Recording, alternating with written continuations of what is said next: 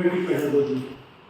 After the circular of Golden Generosity that we will be celebrating the Shikshak, teacher in each and every field of each region.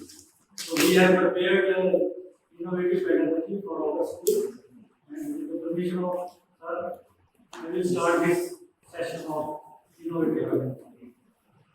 And this is the recording session and uploaded on the website of Samiti or Education Ministry. So, as you know, that demonstration of interaction. Interaction means we get with the students and get with the teachers how to use the innovative pedagogy.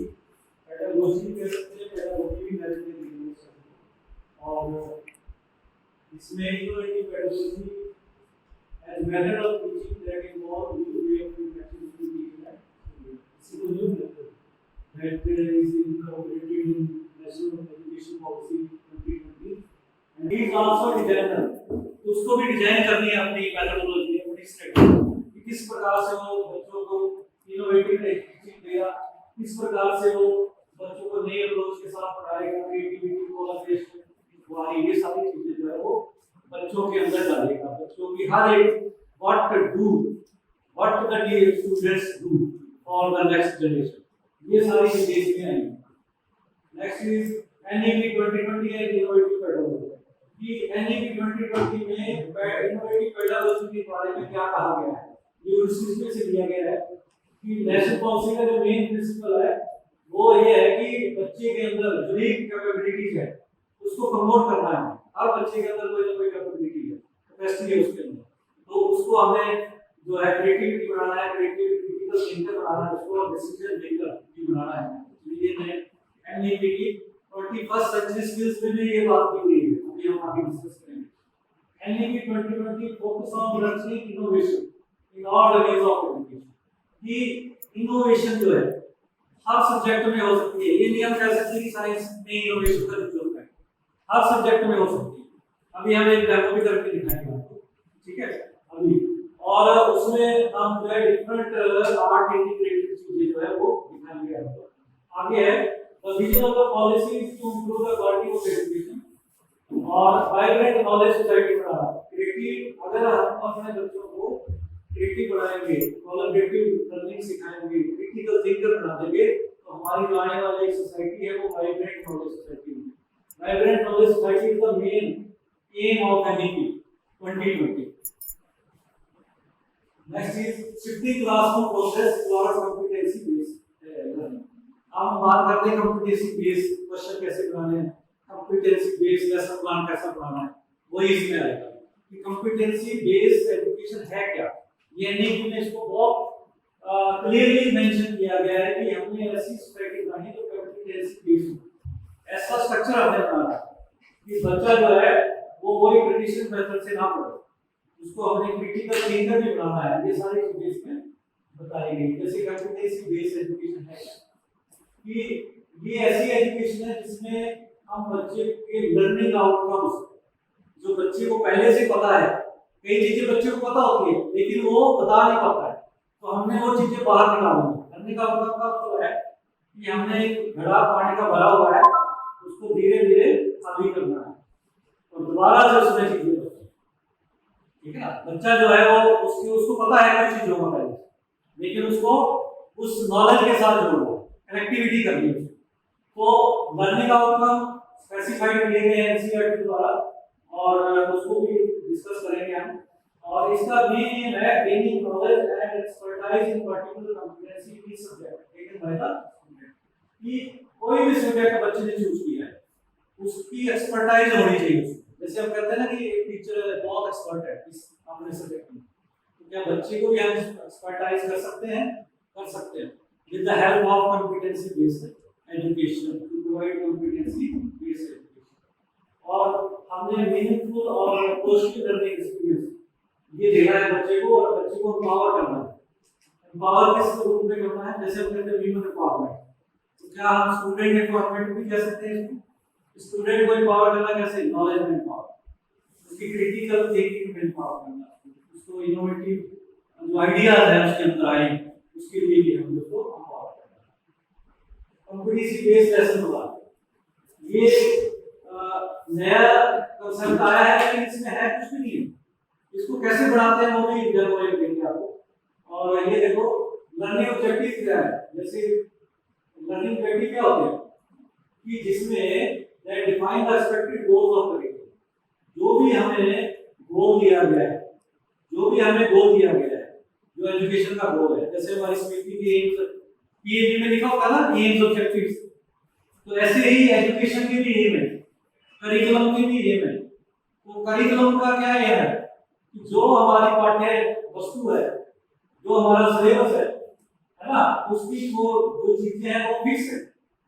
आपने देखा होगा कि आपके हर एक teacher का जो subject है उसमें दिया होता है पहले ही objective, the learner will be able to, the student will be able to learn this topic and उसके अंदर ये चीजें रहेंगी। वो इस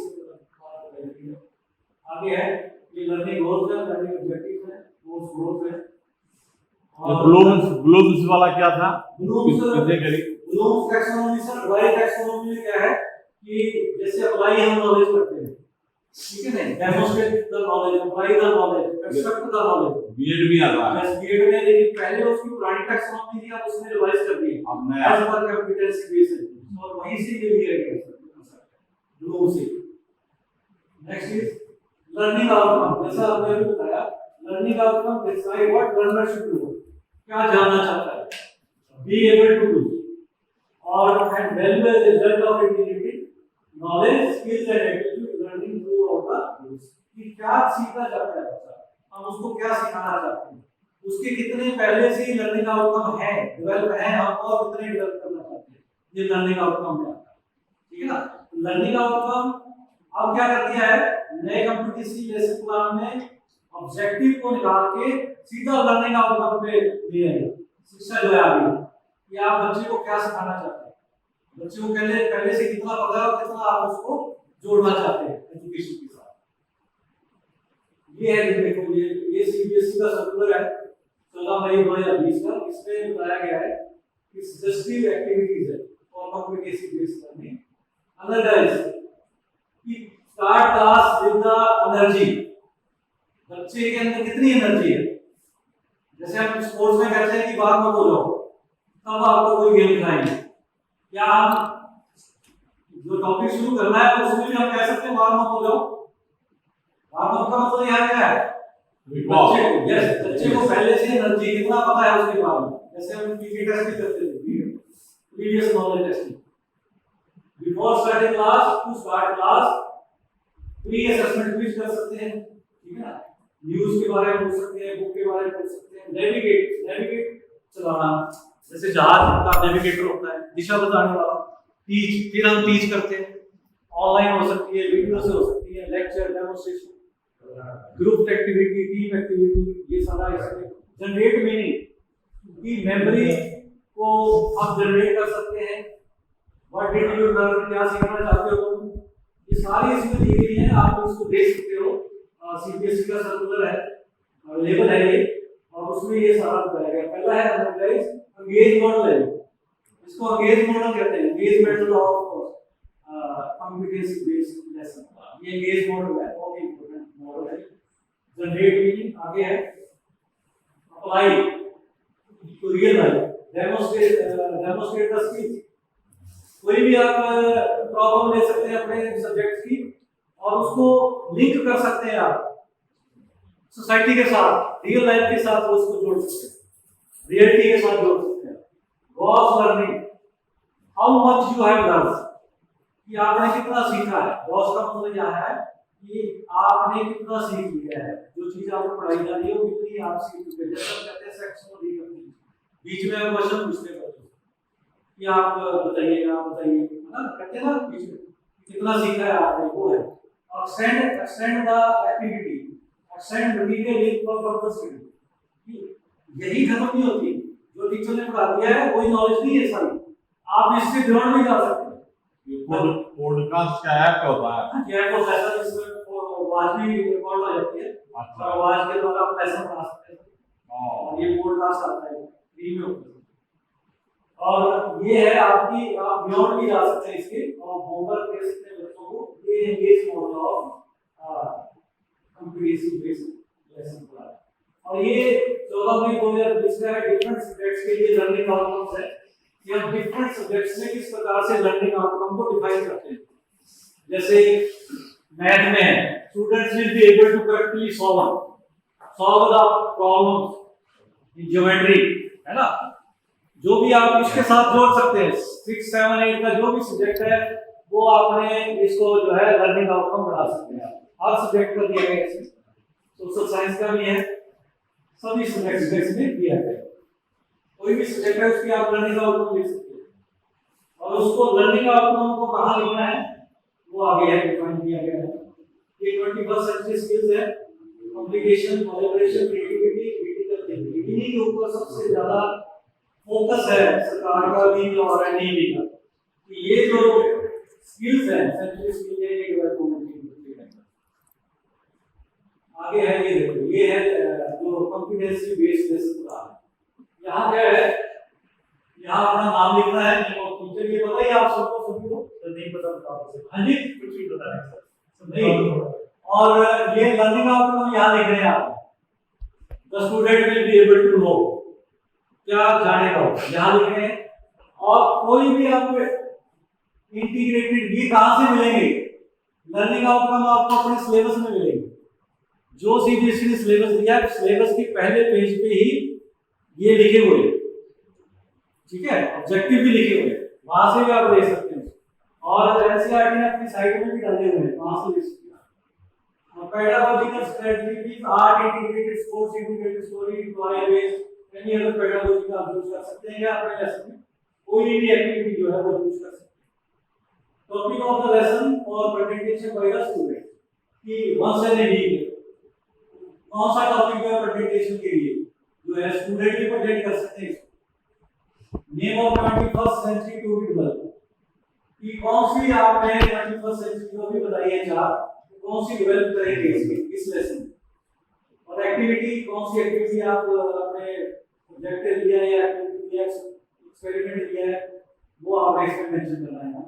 इंटरडिसिप्लिनरी लिंकेज क्या है, दूसरे सब्जेक्ट से भी अपने सब्जेक्ट को क्या जोड़ सकते हैं। क्या मैं हिस्ट्री को मैथ से जोड़ सकता हूँ, क्या हिस्ट्री को मैं स्पोर्ट्स से जोड़ सकता हूँ, या कंप्यूटर से जोड़ सकता हूँ, जिसके कारण बच्चा और अंडरस्टैंड हो जाए। ये हमें यहाँ लिखना है। जैसे लाइफ स्किल, कि मेरे पढ़ाने के बाद कौन कौन सी लाइफ स्किल क्वालिटी बच्चे के अंदर डेवलप होगी।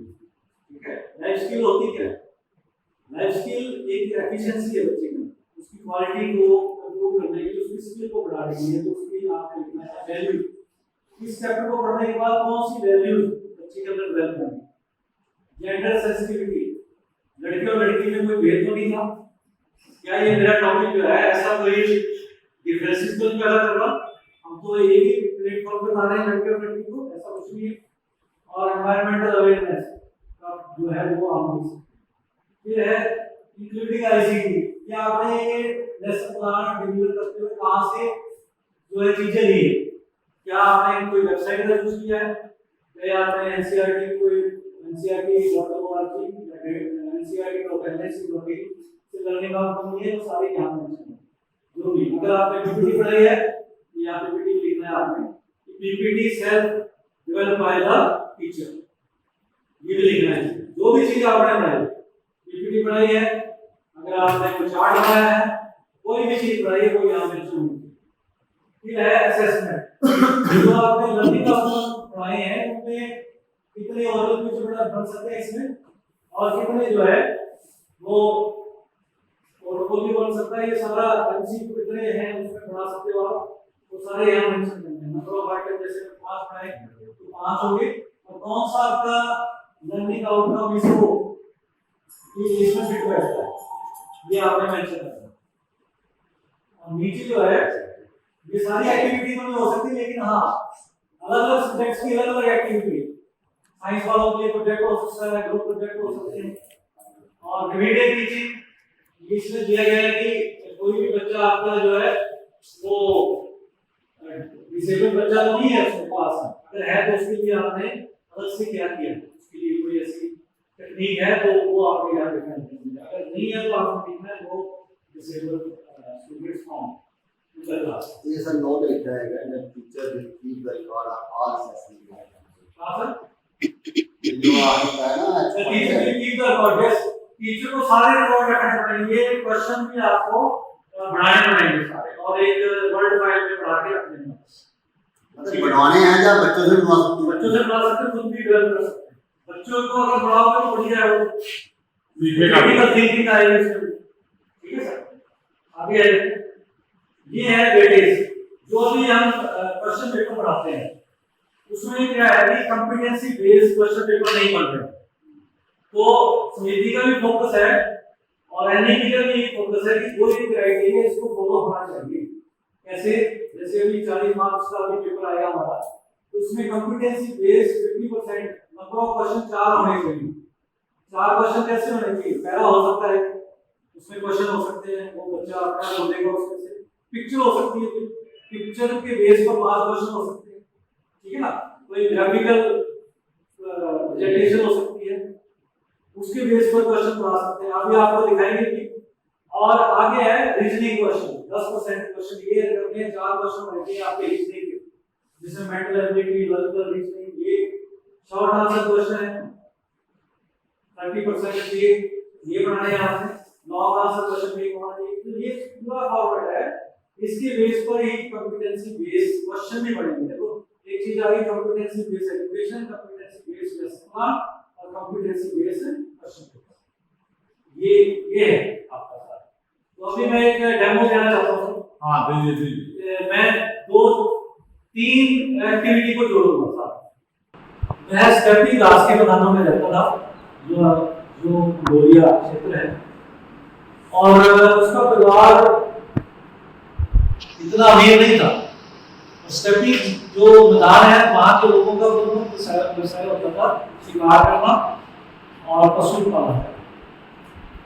तो बचपन में उसके फादर की मृत्यु हो गई, उसके फादर का वध कर दिया गया।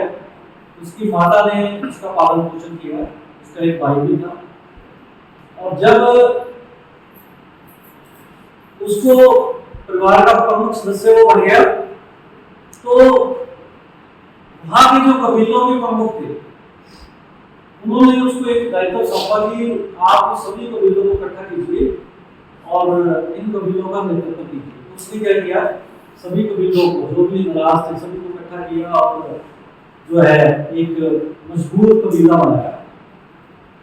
और उसके बाद उस कबीले की जो संस्था है जिसे कुलताई कहते हैं, उन्होंने उसे उपाधि दी, महान खान की उपाधि, सार्वभौमिक राजा की उपाधि, जिसे हम यूनिवर्सल एम्परर कहते हैं। और बच्चों पता है कौन था वो आदमी था चंगेज खान।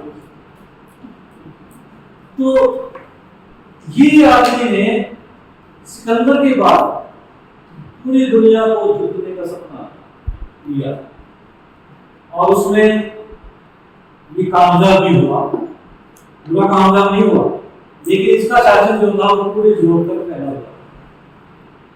इसने जो उस समय का लुई शासक थे फ्रांस के, उसको भी धमकी दी कि अपने देश को छोड़कर भाग जाओ, नहीं तो हमारा ये देश के ऊपर कब्जा कर लेंगे। तो आप देख सकते हैं कि कहाँ गोलियां और कहाँ पूरा जोर है, तो वहां तक केवल लोगों जो है चुराई करके पूरे क्षेत्र को अपने कब्जे में लिया। चीन जो है एक दिन पूरा इन्हीं मंगोलों के कब्जे में, और चीन की महादीवार उसके राजा को बनानी पड़ी चंगेज खान के घर से।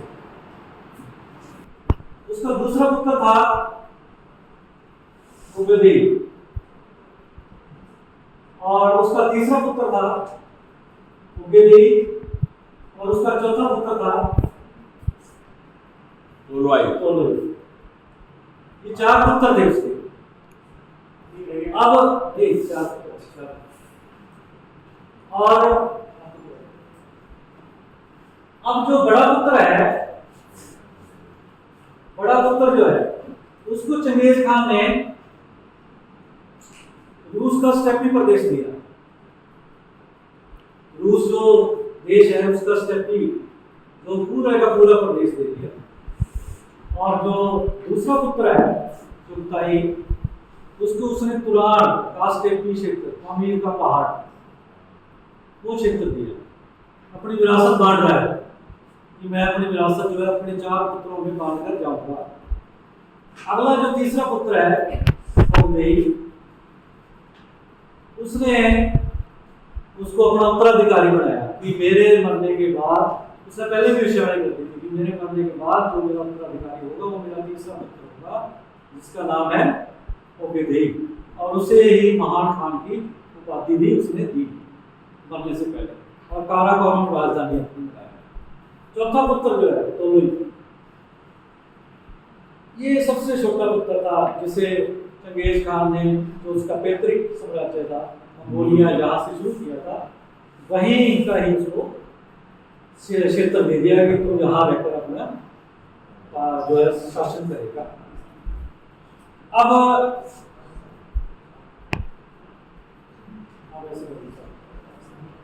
बच्चों मुझे ये बताओ, सबसे बड़ा पुत्र कौन सा है इनमें?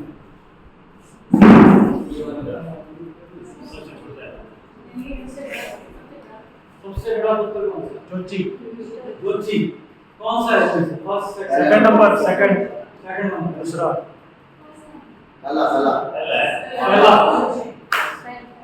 जोची। अब मुझे ये बताओ कि चंगेज खान ने अपना उत्तराधिकारी किस पुत्र को घोषित किया?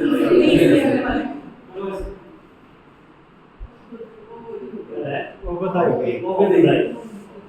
अब मुझे बच्चों ये बताओ कि जो तुरान का क्षेत्र था, तुरान क्षेत्र था, अमीर का जो क्षेत्र था, उसका उत्तराधिकारी कौन? चगताई।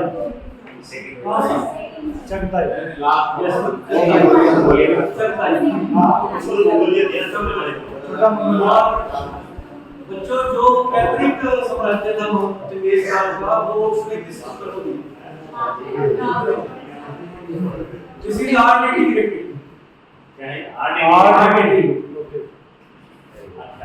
सही है नहीं? अब इसको स्पोर्ट्स इंटीग्रेटेड पढ़ाना है। उसी जगह पहुंचाना बहुत मुश्किल था, आज की तरह मोबाइल नहीं थे, नेटवर्क नहीं था, तो कैसे पहुंचाया जाता था? पक्षी वो मैं बता रहा हूँ।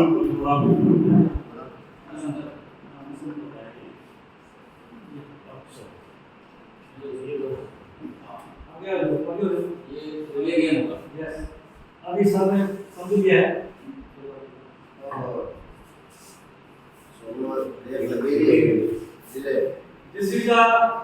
स्पोर्ट्स में कौन सी होती है?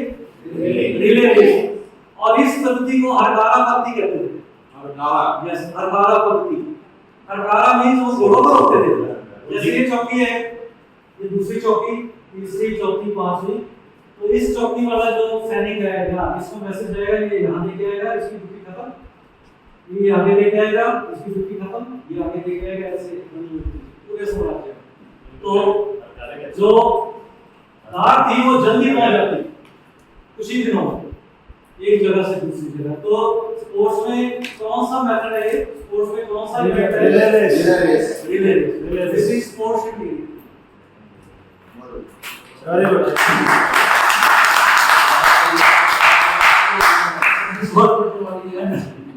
अब इसको हम वैसे इंटीग्रेटेड भी कर सकते हैं। ये छोटी क्लास के लिए है। देखो, अगर बच्चों हम यहाँ से यहाँ लाइन खींचते हैं, ये है A, ये है B, ये C, ये है D। कौन सा शेप बन गया? कौन सा बन गया? स्क्वायर बन गया। चौकोर स्क्वायर कर सकते हैं स्क्वायर। ठीक है, ये मैसेज साइंस से कर सकते हैं हम। नहीं, इसको कैसे करेक्ट किया सब्जेक्ट है। इंटीग्रेटेड इंटरडिसिप्लिनरी अप्रोच कहते हैं इसको। इंटरडिसिप्लिनरी अप्रोच है when we use one subject interlinked with other subject। ये तो गेम नहीं कह रहा हूं मैं, गेम थोड़ा, गेम तो वही थी और ये तो एक एक्टिविटी है मैथ की, कि मैथ के साथ भी हिस्ट्री को जोड़ सकते हैं। उसमें बता दिया, ठीक है।